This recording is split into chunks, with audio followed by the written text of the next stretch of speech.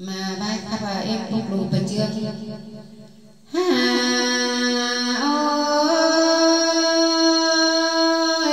anh nê làn bén em xí pì làn mà ui anh hiện to được là tuổi hút quốc làng em ơi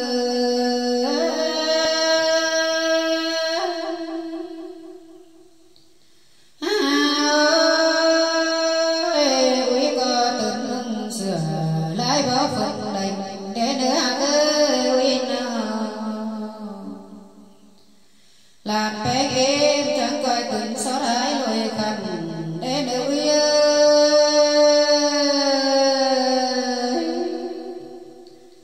là có tình chơi nàng vì bái xe cùng để nữ ơi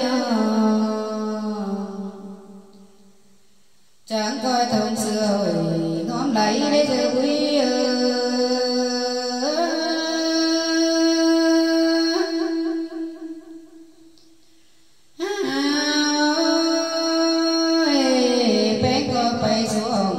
trước em nhá lồng sẵn ơi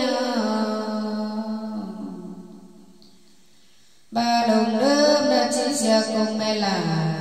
em nhau sống tê lơ đô là tàu tới ba là nhá phí tán quà để nữ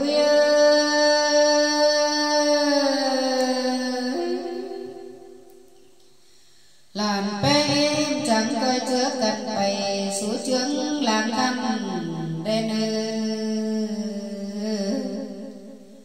anh ba cho mình tầng áo trắng kẹp mượn đá quý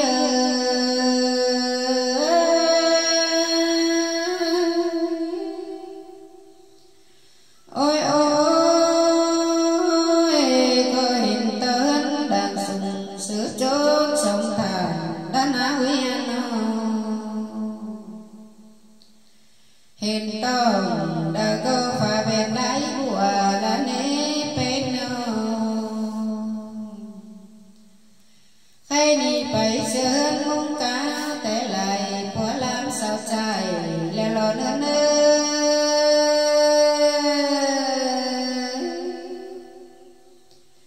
anh ba có bác sửa bán tăng thần mày pha má tàn đeo ná bên khai ni mua phần đô bút nào báo cứng thông ngừa leo lò nữa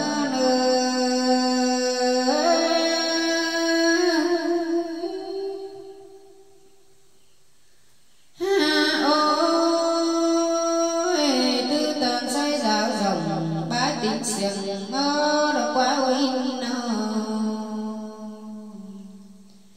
say có bó bãi vành bảo cháu đồ nghe leo lò nên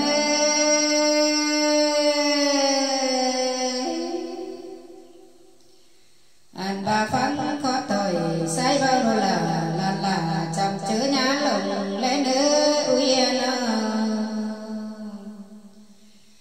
anh ba lồng hứa là chiếc xe cùng mẹ là chữ áo hồn sai nên ui bà ui na lùng lơ mơ là chiếc xe cùng phùng ý ái chồng cháu con ngồi năn nê làm coi ép rồi sẽ ngô trắng chơi làn phố mình để đưa